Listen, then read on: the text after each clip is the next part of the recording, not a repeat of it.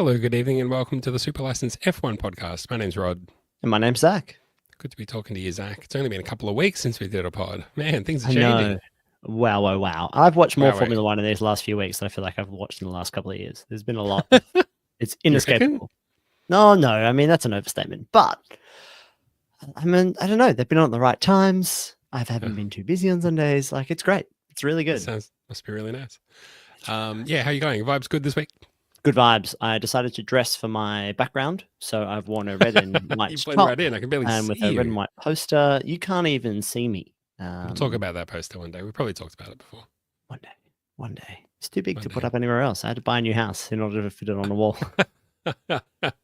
Not easy in the oldie London town. We've had the Japanese Grand Prix and the Bahrain Grand Prix. Bahrain Grand Prix still fresh in our minds, and it's been eventful, I would say. So we wanted to just jump in and have a chat about some of those things. But yeah, as always, a quick vibe check, and then we'll get straight into some F1 stories. So yeah, any other news? Everything going well? Everything going well. No other news. A full week, which was really good. Started off, I mean, I've got to say it. My Arsenal boys beating Real Madrid 3-0. I'm still running on that high, mate.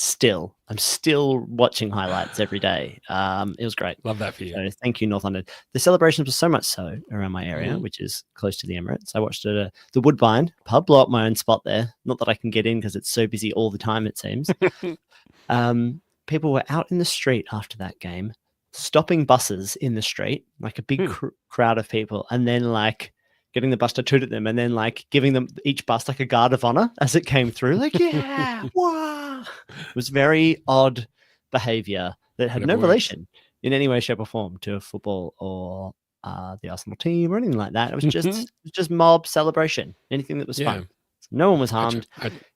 So yeah, I tried to get that same kind of thing started in Melbourne when Oscar Piastri wins a race, but like it's just kind of just me in my little street, in my little like my little cul-de-sac. Just at whatever time in the morning. Yeah. Speaking of which, Rod, give me vibe check for you, because you mentioned to me that it was an early race start, and then I asked what time, and you were like, "Don't even go into it." But I'm going into it here. Well, I wanted to get into it partly because I wanted to get into like the vibes around Oscar Piastri himself. But this was a 1 a.m. on a Monday morning race for me. So 1 a.m. to 3 p.m. 1 a.m. to 3 p.m. 1 a.m. to 3 a.m. race. And I was absolutely set to be like, well, that sounds a lot like a Monday morning one. That sounds a lot like a 9 a.m., 10 a.m. kind of one.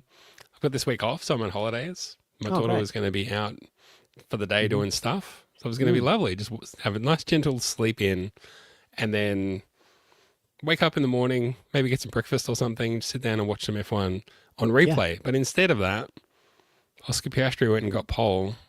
Something in my waters just went, Rod, just think about this for 1 second, because let me tell you something. Let me just be straight with you. No bullshit for 1 second, please. Let me just for once be straight with you. No bullshit.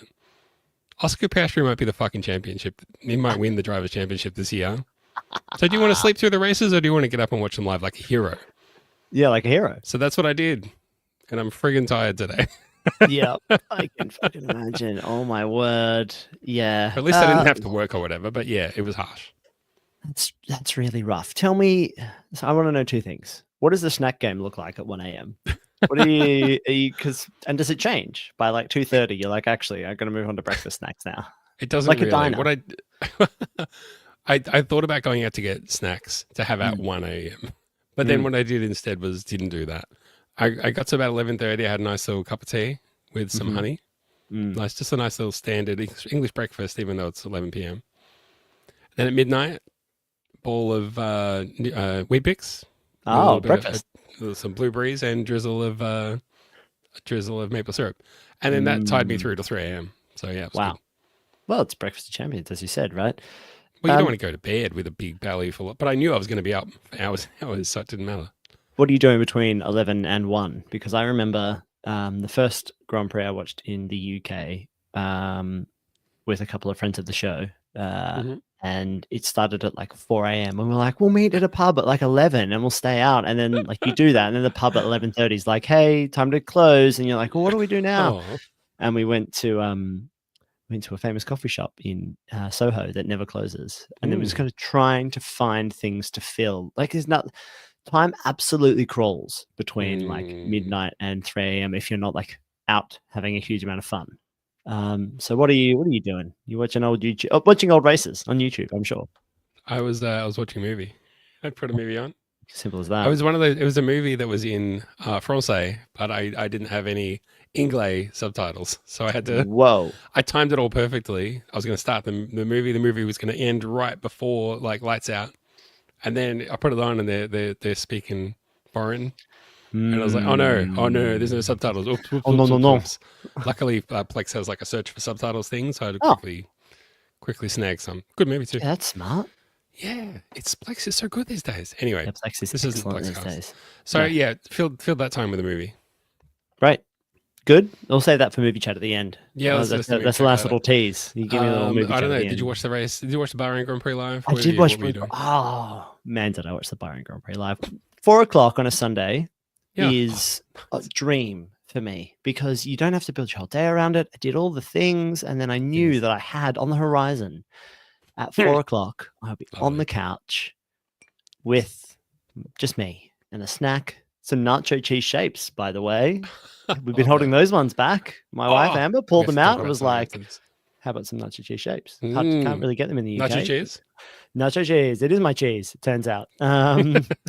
Yes, and it was great, and a nice little kombucha because I had quite a drinky little week. So was on the kombuchas yesterday, which was fabulous. Tell you what, absolutely delicious. And you know what?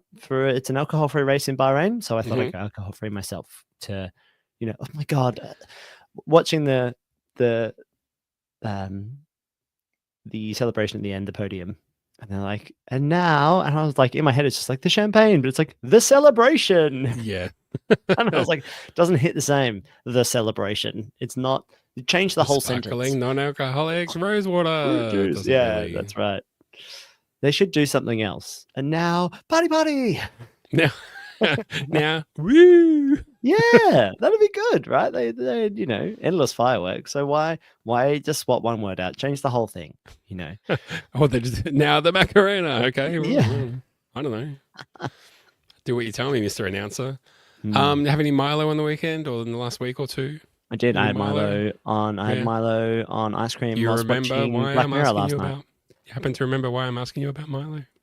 Oh, we talked about Milo in the last episode and about how who was Maybe on the we made a something like that. little wager. Someone what would was buy the the other wager? person Milo if two certain drivers qualified within a certain distance from each other. Yeah, now I'm sure that all went coming back to you? fine. Yeah, it is starting to come back to me that I thought it was going to be just so easy for one Yuki Tsunoda, and hard work for LL taking the LL Liam Lawson. Oh, it was going to be hard work for Liam Lawson, was it? Oh, it's interesting. So you tell me. Do you remember where they qualified at all? I mean, that was 2 races ago. So long ago. I put Japan history. out of my mind. Lawson, much like I'm sure Tsunoda Lawson has. and Tsunoda. I think they were on the same row.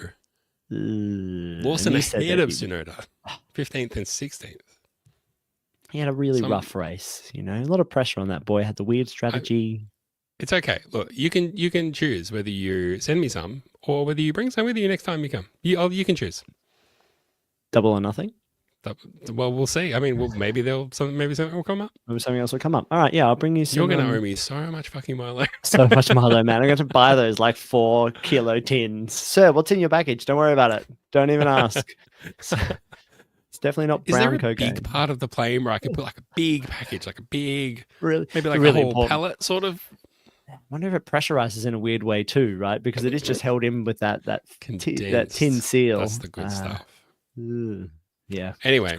Yeah. Anyway. There's big stories. Shall we get into some of the big stories? You ready for some big talk?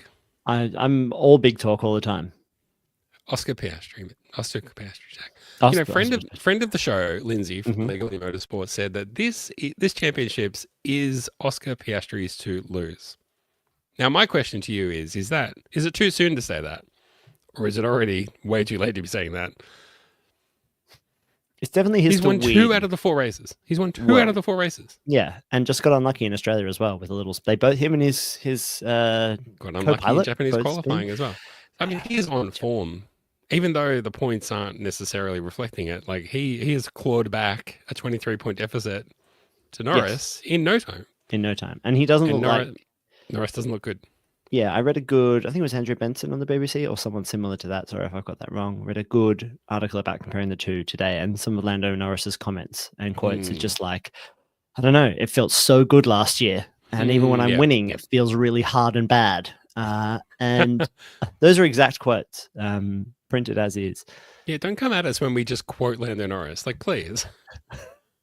That's just how it goes. It's what he sounds like and says. That's what he said those words. Yeah, exactly. Yeah. No, so I think instead, but Oscar he's outqualified him like in it, I think every single time, right? Norris got pole in Australia, but other than that, so he's been right on it in qualifying, and Norris has had the yips in qualifying, and then he's converted some of those bad qualifying results into good race results, reasonably good race results, but sometimes he isn't. So yeah, and there's no doubt that Norris is driving well for a car that doesn't feel good to him, but it's still, everyone's like, it's still the best car, easily the best car. Yes. It's so good. Let's talk about Oscar first, and then Lando second, because it should be this has always happened in sport, right? You talk about the losers as opposed to talking about why the winners are winning, and instead of why the losers aren't hitting their traps, hitting their potential. The real challenge this week for Oscar came with the safety car in Bahrain, where it was like, right, who was behind him on softs? Russell, I think, went on the softs. Yeah. In the pit stop during the safety car. And so Oscar knew that he had what should have been essentially the fastest car right behind him, based on tire strategy and all that kind of stuff. And I was like, oh my God, if he doesn't get this restart right, and he hasn't a chance to lead off safety cars in Formula One basically ever. So how's he going to get this exactly right? And he picked an odd spot and just floored it.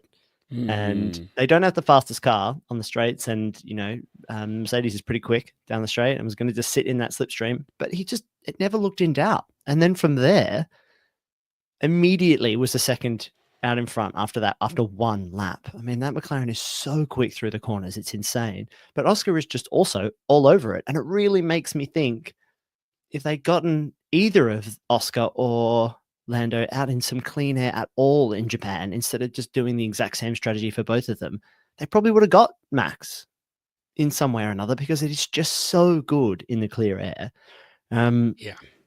And I think that's Oscar part of the argument. We'll get to Lando in a minute, but yeah, that's part of the argument, is whether they can drive in clear air or not. I think that's a crucial difference between the two right now. Yeah, exactly. And Oscar just seems like he is more, I mean, Lando would say it, Oscar does seem like he is more in control of when he can turn it up or turn it down. I can go faster if you need me to, or I can slow down if you need me to. I can make adjustments if you're feeling the car more. And it's something that I think we said last year, is Oscar's racecraft his best skill? And I don't think it is. I think we saw it a couple of times yesterday. He locked up one tire and just couldn't really get the overtake done on Russell. He was just picking odd spots, wasn't setting up the rest of the lap for himself. Was going on the outside when I know the inside was blocked, but he could have done a little more. And he did get a pretty good block from Russell at one certain point, but then was like, I've been knocked off the track. And then in Japan, when he went side by side with Max and went onto the grass, instead of just being like, why don't I let Max go out first and I'll just ride his gearbox into this straight that's coming up immediately, and then I'll just overtake him. Like he seems impulsive, or like every move is like it has to be the move. And there was a period where Max Verstappen was the same, right? It was like this move or I'll die. And then Max at his best is the guy who slowly hunts you down. That is like, I'm just going to get you at exactly the right spot every single time. Himself. And we all agreed. Yeah. And we all agree that drivers look at their worst when they look desperate. And Lando, when he's behind, sometimes looks desperate. And Oscar, in direct contrast, doesn't seem as desperate. Maybe he's more conservative in that way. Maybe that's part of the problem. Maybe he's just going to be great at getting pole and winning. And you could do that every single weekend, probably for the rest of the year. If you get pole, it's really hard to overtake. But he's not acting like he's only been in Formula One for a little while. He's acting like a driver who's much more experienced. Yeah, Norris, the quotes from Norris are all around, I don't feel comfortable in the car. I'm confident that it's good. It's so good, in fact, that it's covering up for some of the things that I'm not doing well. And when the car and I are just not in sync with each other, the car is still so good that it's sort of masking a bit of how bad I am. Sure seems Good comments, like, good open comments, right? I'm very happy about that.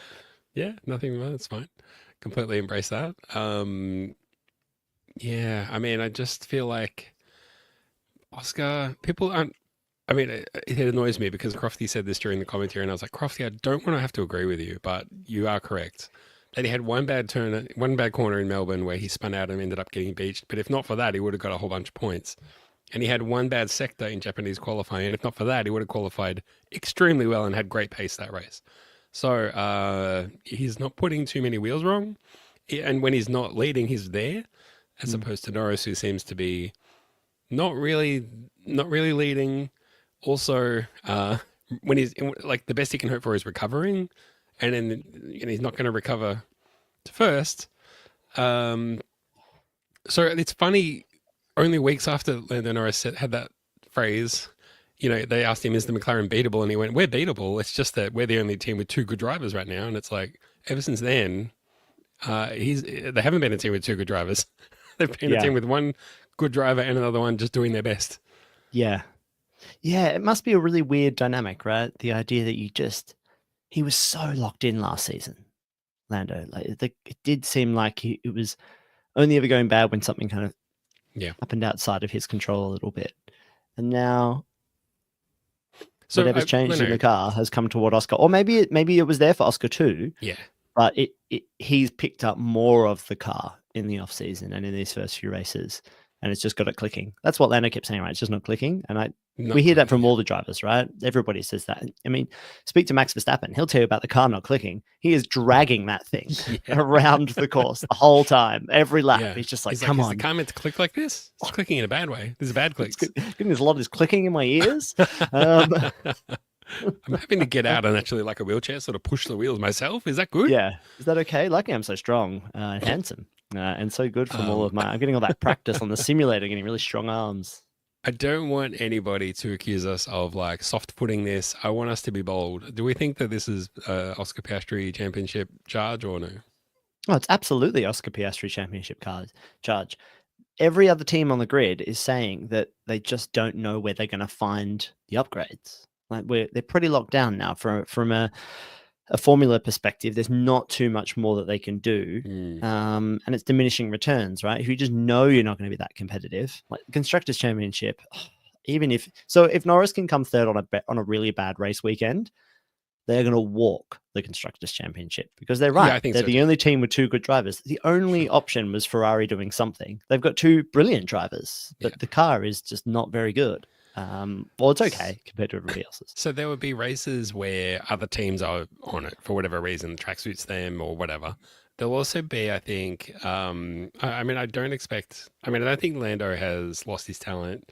It's just that as the team developed the car through the year, Lando might be in a position to say, look, Oscar's won 10 races now. He's doing great, but it would be really nice if I could get some podiums and maybe some wins.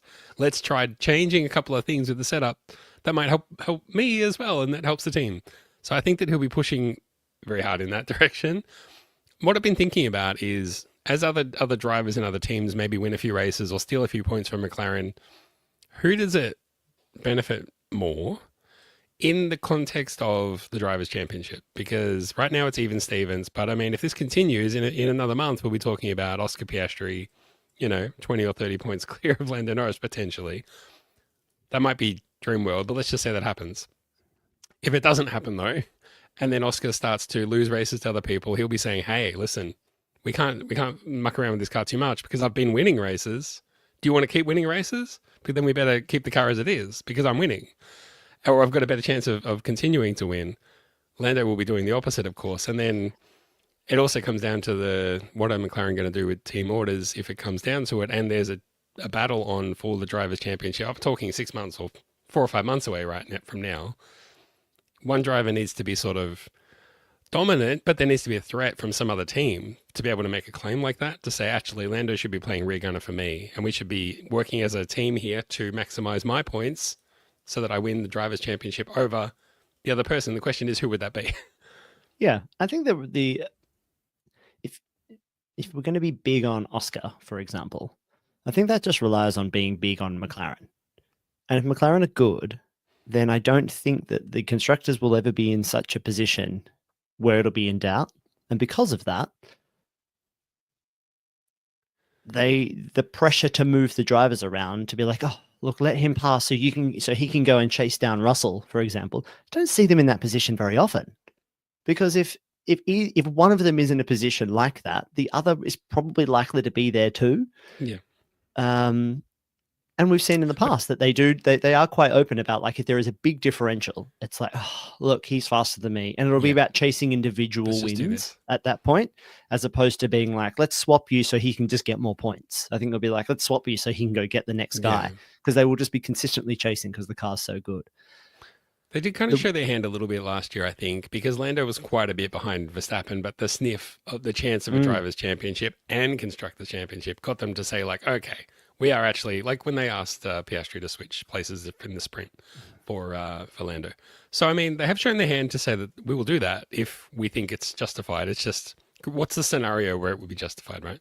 So, I mean, I think that if it's Piastri way out in front and then Lando a bit behind and then everybody else is off in the distance, then we won't see anything like that.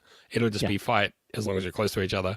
The thing is, what if Lando can hold something of a lead? Then I think they'll just be like, whoever qualifies first, then we'll let you race for a couple of laps during the race, but that's kind of it.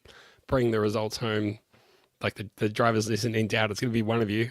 So just, get it done in qualifying. And that seems to be, like, we saw how angry Piastri was at himself for not qualifying better in Japan.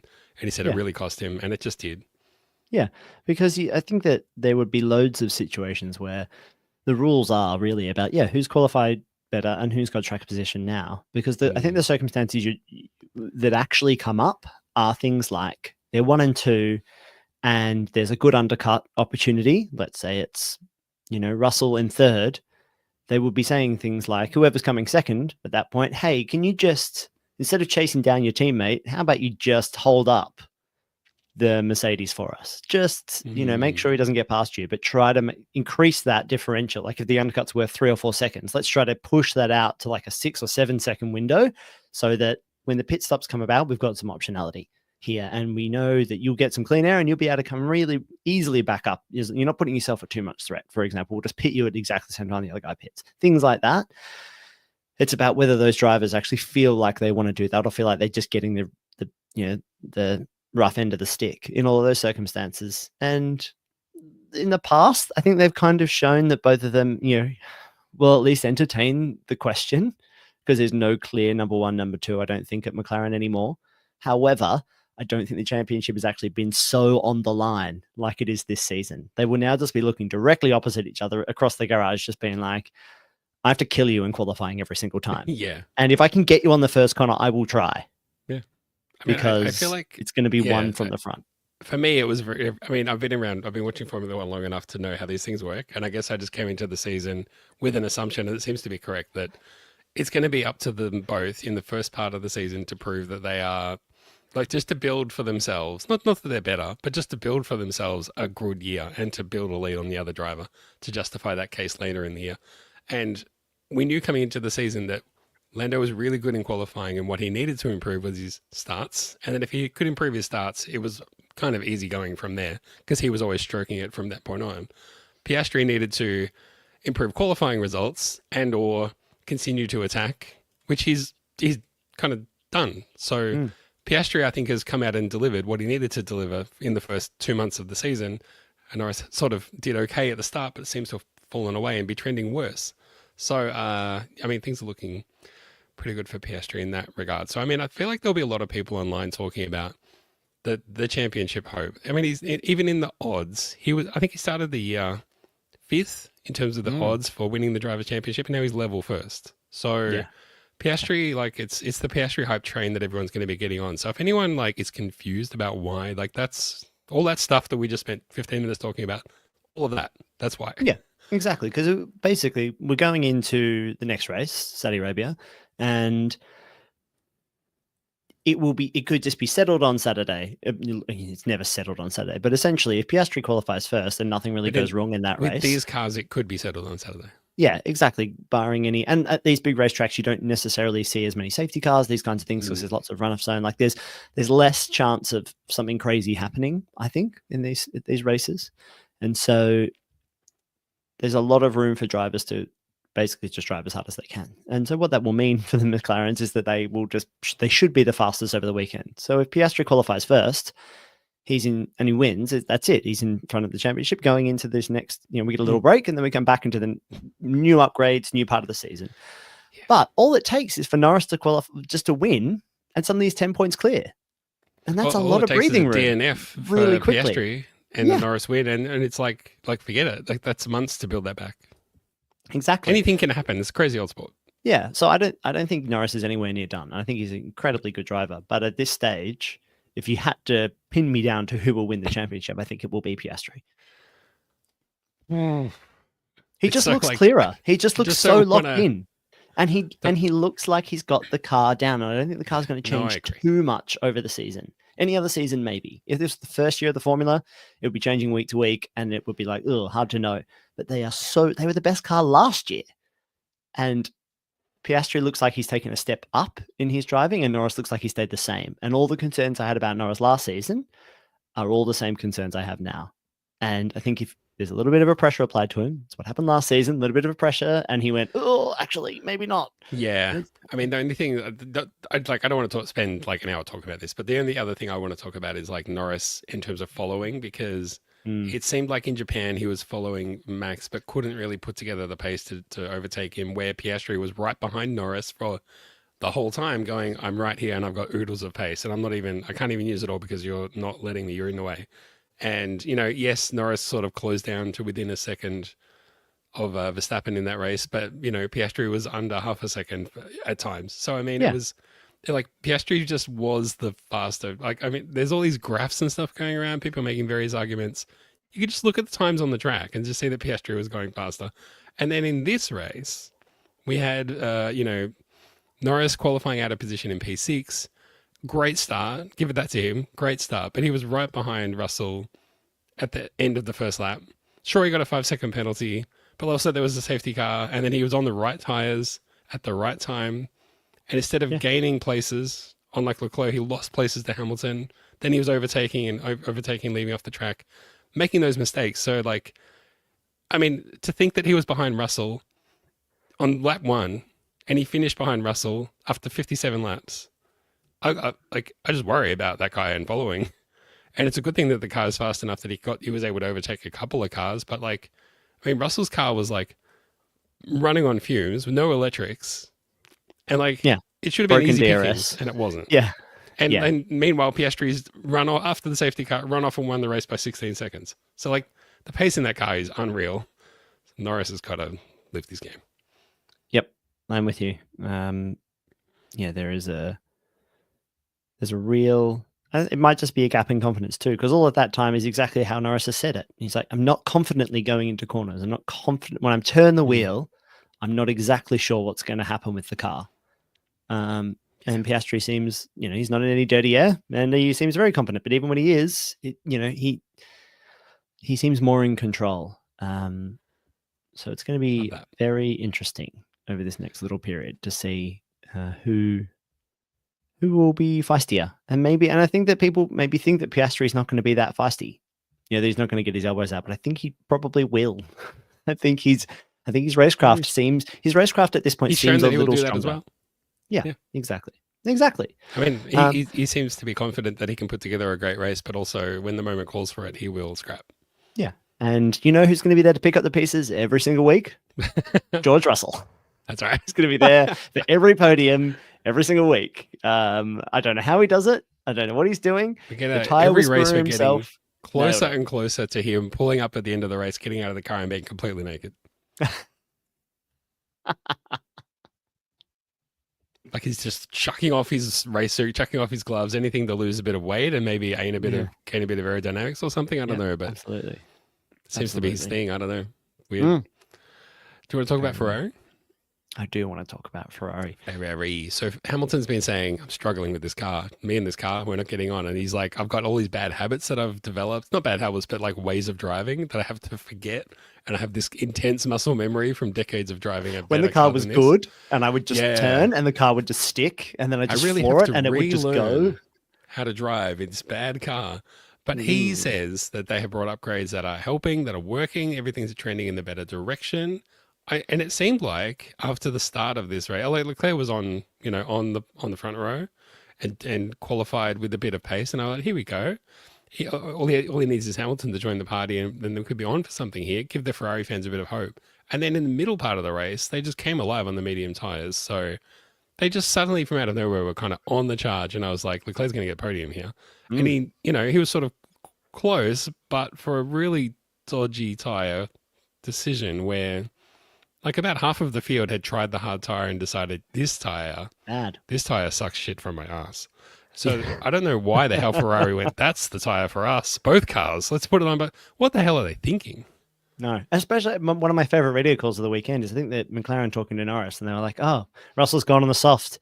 You're going to really struggle to get to the end. He's like, what? No, the soft's the best tire. Like, I don't think you'll struggle at all. Like, it's going to be absolutely fine. Yeah.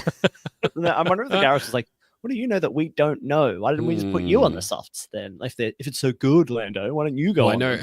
When people pit for hard tires and then they pit 10 laps later to get rid of them, that's not a good tire. No, bad tire. Yeah, I was impressed. It was just nice to see red cars overtaking people and some actual, little fisticuffs. And if we haven't said it yet, I'll say it now. It was a good race. Genuinely, maybe my favorite race over the year. From just like a straightforward. We had one safety car, but it created a little bit of drama. But every second lap, it felt like we were cutting to like 4 cars overtaking each other. Yeah. It was good.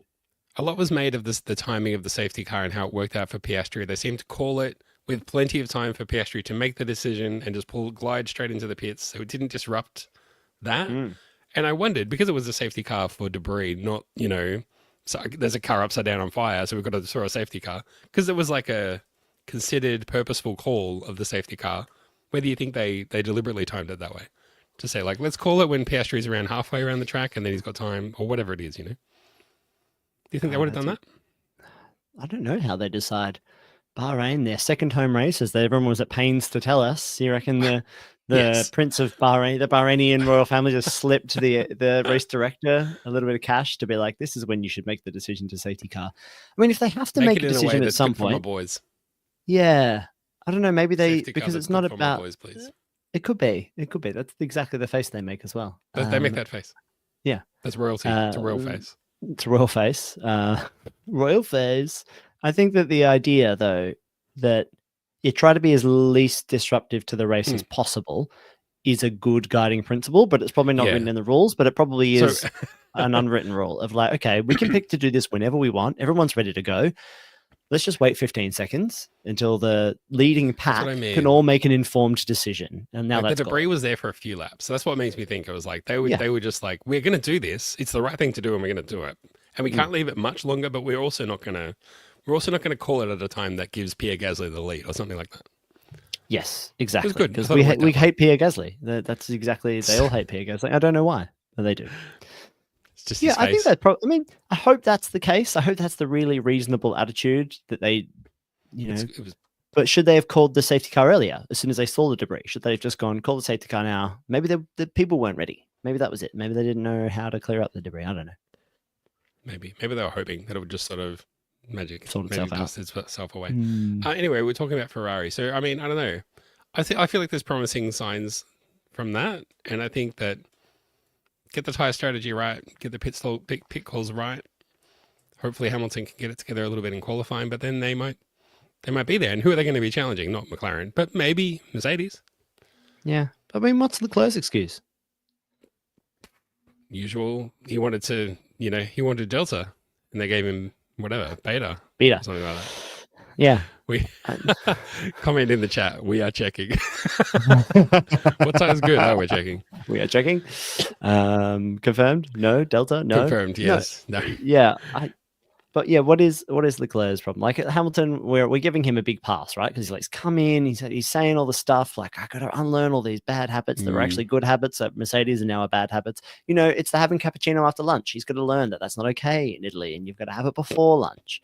Oh, It's no. the only way it's allowed, and so he's got to unlearn all these annoying habits. But Leclerc, he has habits that are supposedly good for the Ferrari, and yet he's not Well, he was exactly fourth. streaking ahead.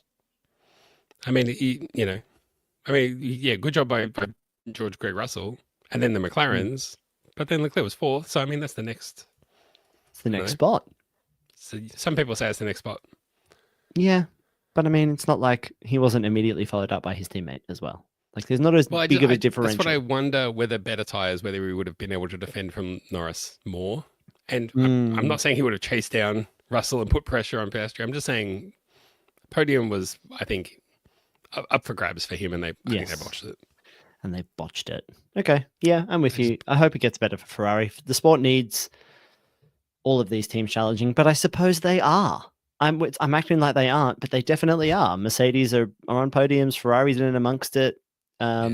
We saw them overtaking each other. That's better than some of the other races we've had where they aren't close, you know, and they aren't. It felt like a close race this weekend, which, when everybody's involved and we're getting mixed up podiums with not all the teams are, you know, finishing line astern to each other, that's a good sign, you know.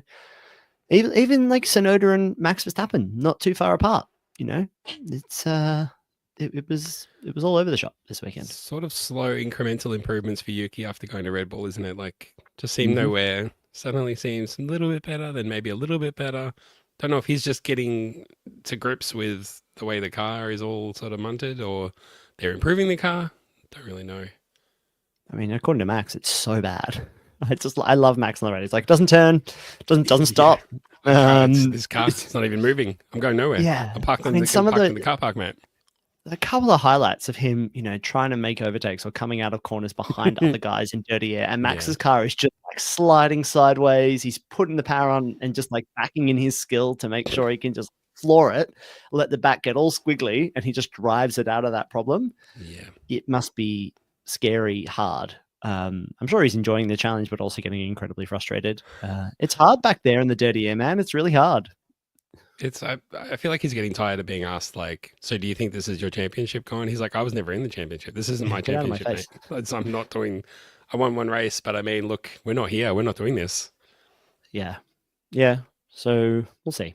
But yeah, I think Tsunoda's coming good. I think it's going to be okay for Yuki. I don't imagine them swapping that team up again, because Liam is not exactly lighting up. No, that's the other thing. Lighting it up at the other end of the spectrum. I mean, neither is Hadjar. It's not a terrible car, but Hadjar's performing better. Okay. I think it is worth calling out Haas, because we don't talk about them very much when they're at the back, but they are consistently better than Aston Martin, for example. Ollie in this race from P20 to P10. So I mean, Haas may be at the back, but they, you know, the trend was always they would stay at the back, and those days are over. Yeah, they got one there with Ollie. He's good. They got one. He's really good. They got one. We got him. Yeah, it's funny. I felt like there were two drivers in this race who I didn't really see much of, but are kind of the story: Oscar Piastri and Ollie Behrman. I didn't really felt like we saw them. We didn't see Oscar at all. Like, genuinely, not even seeing Oscar. I mean, we'll get to Ollie Behrman in a second. What the hell was going on at the end where they were showing in the little screen? Oscar Piastri's going to win the fucking race. Put it on the big screen. So, I mean, if it was Max or Lando, they would have done that. That's exactly what I was like. Even if it was Lewis. It just would have been like full screen. They would have everyone's TVs would have gotten a little bit wider so we could see it better. They would have forced you to look away from your phone. Who cares about Oscar? No, we care. So you're in the big screen in our hearts, Oscar, even though you're only on the little screen in the timing. I'm glad they even managed to get that working on the timing, considering for half the race it wasn't working. Lucky to get that working at all. Yeah, it seemed like all the radio stuff was mucked up. Like there's screenshots of the tracker where the driver, the little dot, goes around the track, and then there's one of Russell just way off to the side. He's taking secret routes. He's trying to do the Mario Kart. Good luck, everybody else. Yeah, that's right. Yeah. Anyway, Behrman did well. Ocon, I don't remember what Ocon did. Did he do anything? 8th. Take it. There you go, double points for Haas. When was the last time we said double points for Haas? Probably 7 years ago. Has it even been uttered before? Has it even been done before? This might be a first. Right. The other thing I was going to talk about with Ferrari was Sainz, and this gets into, I guess, where Williams are at because they've been getting points here and there, but Sainz is still sort of struggling. He's had a few DNFs, had some like 15ths, I think 1/10, but there was a section of the race where he was like trading blows with Hamilton. I was like, that's got to feel good. Like I'm not making this any easy for you, Buster. Yeah. A And little then bit of and then his car something got on that one. badly broke. Then his car got real badly broke Yeah. from hitting basically a backmarker. Yeah, it So is. it's I always not a think good it's story. interesting, right? That sometimes the cars they lose a part of the car and it doesn't seem to affect their race too much. Yes. And then other Sold three times you're wheels, but I'm like, doing fine. yeah, what happened there? And then it is The really ring bent bad. a little bit, and now I'm Yeah. going backwards. Exactly. I mean, It's this funny, time he hey? lost a lot Although of that his side said, pods. Sainz's. Did you see the side of Sainz's car? Yeah, not much. Someone of made the car joke that it's like they removed the appendix from his car as well. left. Reached in there. It was 7 kinds of screwed up, but Mm. yeah, I just feel like the things are not really vibing for him so much. So I'd like to see a good solid race weekend to see where he's at, just so I can get a read on him. Yeah, maybe the Williams isn't really where it's at though. That could also be They true. seem to be better than before. Yeah, and they are certainly better. like you look at Stake and think, well, Sainz might have gone there, but clearly that would have been a bad move. Oh, so bad. Poor Steak.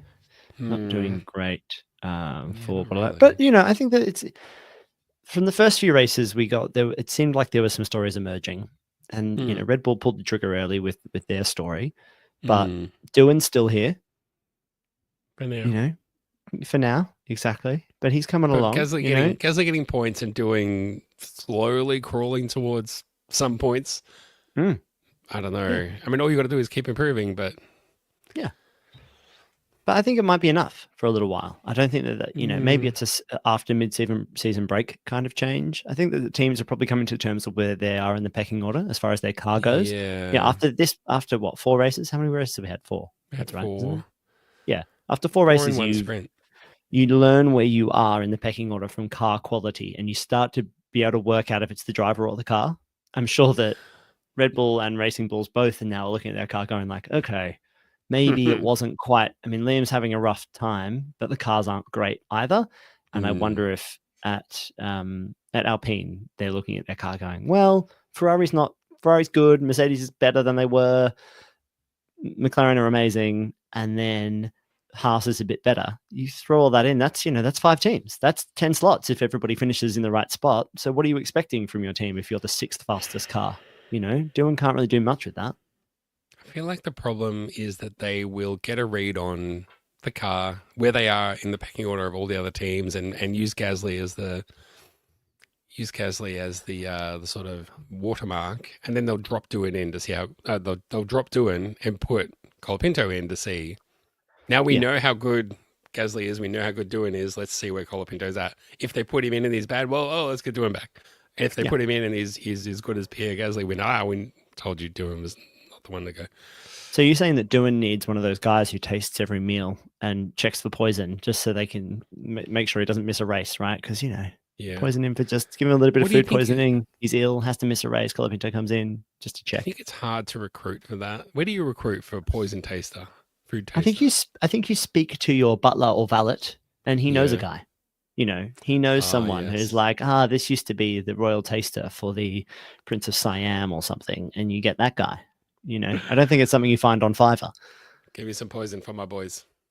Poison my boys. Poison my boys. So yeah, I think that's all the racing. No other stories or anything you want to talk about? So. Obviously, I thought some good races. I didn't think Japan was that bad, but I know people were like, so boring. We should get rid of Japan off the calendar. Blah, For those of us who got up at 6 a.m. in the morning with our overnight oats to watch it, it was boring.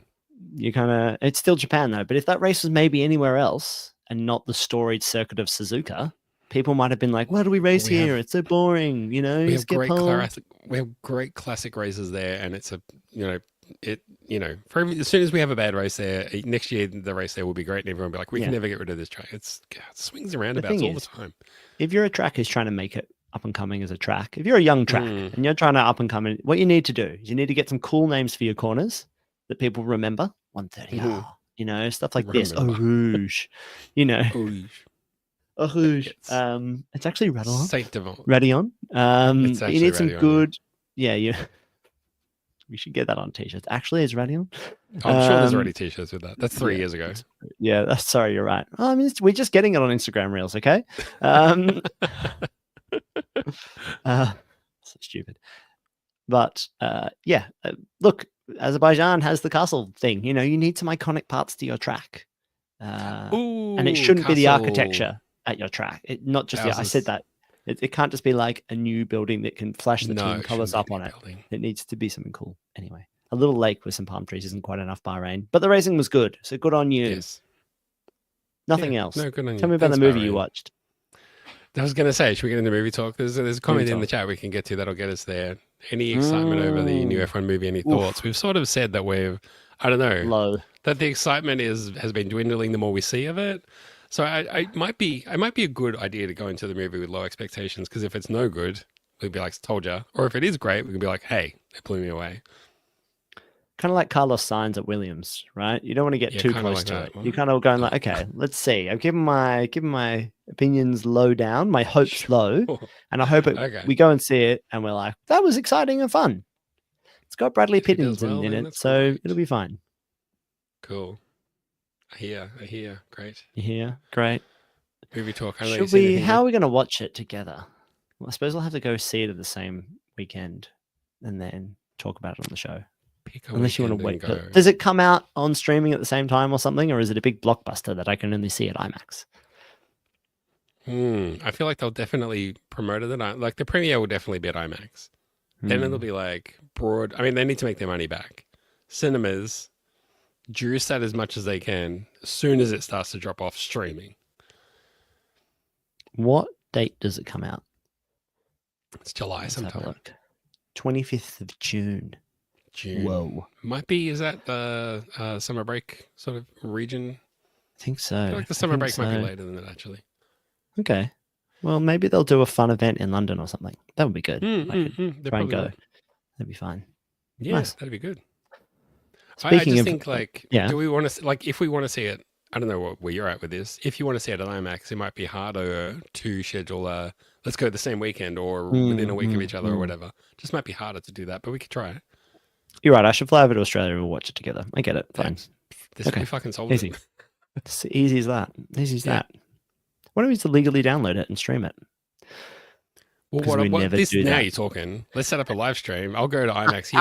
You can just sit at home and watch it. Exactly. Hold the screen real close and yeah, that's right. Oh my god, I would never do that. Loads of different things. What did you watch in France though? French. Tell me your French film that you watched. In Francais. Yeah, en français. This is so obscure. This is called The Second Act. Came out last year. By one of my favorite directors, Quentin Dupieux. No, it's not. It's the first. It's just the name of the movie. It's The Second Act. Quentin Dupieux, this absurdist French filmmaker, indie filmmaker. He's a DJ. He goes by Dr. Oizo. He's that guy. You would know, like, his most popular song, you would know it. And he's just made $1 squillion being a DJ and then makes all these indie films on the side. And they're all weird and cool, and I like them. How do I spell it? And so, hang on. What do you want to spell? Quentin Dupieux? Dupieux. Okay. Yeah, we'll look up Rubber. In the second act. One of his first big films was Rubber, which is really funny. Smoking causes coughing. Car tire that kills people. But it's all very obscure. And one of the things I like about his films is they're all short because they're just sort of absurdist little bits of fluff, sort of comedic. So they don't sustain a 3-hour movie. There's like 1 hour 20 in and out. Wow, they have bad scores on IMDb. Well, that's because look at the people who are rating them. You're idiots. Right. Yeah, they show pictures of everyone who rated them, and they look like idiots. He's got 2 upcoming films. My mate that I do a podcast with tricked me into watching this, and I hate it. Anyway, I thought it was good. I should be watching these. I'm trying to learn French. Yeah, these are actually. You know what? This is. They're all 6s to 7s, and that means that there is something good in them. Oh yeah, there's one called Wrong that you should watch. That's really good. Wrong. Okay. From a while ago. I've heard of Rubber. I've definitely heard of Rubber. Wrong. Cool. Good. Well, and which one did you watch? You watched I watched Second Act. The Second Act. The most recent one. That's not a French name. This guy makes 2 or 3 movies a year. Yeah, because they're little guys. Okay. They're just little guys. Yeah. What have you watched? Cool. I haven't watched any films. I watched we What do you? finished Severance, we finished White Lotus, and we've Oh watched yeah, this Severance. half. Yeah, that was We're good. through a few of the new Black Mirror. New Black Mirror, Oh, absolute I return haven't to form. started any of those. I was hoping Really so. I liking haven't it. started Yeah, any. absolutely. People marking Black Mirror episodes as watched on their letterbox. I'm like, that's not how that works. I No, know it's don't do good and that. everything, but it's not. They're not movies. They sometimes Mm. feel like it. Yeah, well, whatever. God, I love short form stuff. Once you get series are great, but like just a short story, self-contained with a premise and a nice little bit of a nice little something, a little bit of mystery in there. Yeah, no, I'm It's keen for it. fantastic. I Yep, think it's good. Black Mirror at its best. There's nothing better. The problem was the last season Nothing was like it it. at its worst. Yeah, So let's get away from that. Let's forget all that. you have to be more. Yeah, I don't know. Good though. Really good. You gonna buy No a other Switch too? films. You gonna buy a Switch too? Well, it depends how much money they cost, Rod. Well, they I cost mean, a did you lot see of the money. price tag's 450 USD, and now with all their tariffs and stuff, who knows how much it will cost? They get Well, made you're in not going to be Vietnam. paying US tariffs, though. No, but it depends, Unless you go to right? the US and buy one. Obviously, that's where I was going to do it, right? I was going to fly over there and get Oh, a sorry. launch Well, day at a I Walmart didn't know. or an electronics I boutique. didn't know that was buddy plan. Sorry. No. But I think all of that has ramifications about how pricing works across the world and all those kinds of things. But yeah, Sure it expensive. does. What I need to know, Rod, Okay. because I'm looking at things like the ROG Ally. Like, I want a portable Oh, game yeah. machine that I can play like last generation's good games and some of the new generation. So if like Yeah. I would like to play Baldur's Gate 3, for example. Yeah. You want a Steam Deck is what you want. I think I want a Steam Deck, Yeah. but I need a new version of the Steam Deck that has really good Yes. bits in it. It's true, but I heard And that there's people no say the Steam Deck Deck's really 2 heavy. coming for a while. Yeah, but I don't want a big heavy boy. No, So I know, might buy a gosh. Switch too. I just Just don't buy know a how many Switch 2, video that means- games I'm playing these days. Although, Mm. I mean, every single video game thing I follow right now is talking endlessly about blueprints and how it's just like the best game ever. And I looked at what platforms is available on, and I don't have any of those platforms. And so, Yeah, that's the thing. I was looking at this. I was looking at Steam Deck a while ago because I was having the same problem. People would talk about a game. I'm like, this is great. I've got 5 computers and 3 gaming platforms. What one? And they'd be like, none of those ones, mate. None. Exactly. So maybe Switch 2. Actually, yeah. Maybe get around it. Maybe I'll get around it. The good thing. I mean, the thing is, if you don't buy a Switch, the Mario games and the Nintendo games are going to be so good. You're going to be like, why didn't I just buy a Switch too? I know. So just save yourself that promo and just do it. I'll just start saving the money. Do you know what my version of the Switch 2 was, Rod? Bought an espresso machine. This is the real game changer. No, that's a great investment. Yeah. That's my favorite game, Coffee, the game. Yeah, make coffee, the game. Yeah, exactly. VR, And Coffee VR. It's so good. I don't know why I hesitated for so long. I just did it, and it's great, and I love it. You're winning. It's so good. You're just doing it right, my Frothing the friend. milk. Exactly. So yeah, You no get- films. Okay. Films coming up though. I'm gonna watch some good ones. Oh, that's But great. the TV is good right now, Rod. The TV is good. Yep, absolutely. I endorse that. Churn through it and then get back to watching some films. We should wrap this baby up. Mhm. A couple of races coming up. I personally am not going to be watching the Saudi Arabian Grand Prix. I know what's Neither am happening, I. but I won't be in and around it. I might watch Yes. the highlights of the race and that's about it. So then after that, I think there's a little break and then there might be some more races coming up. Yeah, let Little me just birdie pull told up me there's more the... races coming this season. So Really? Oh I my feel god, like there's we more. might be Season 2 of Formula 1.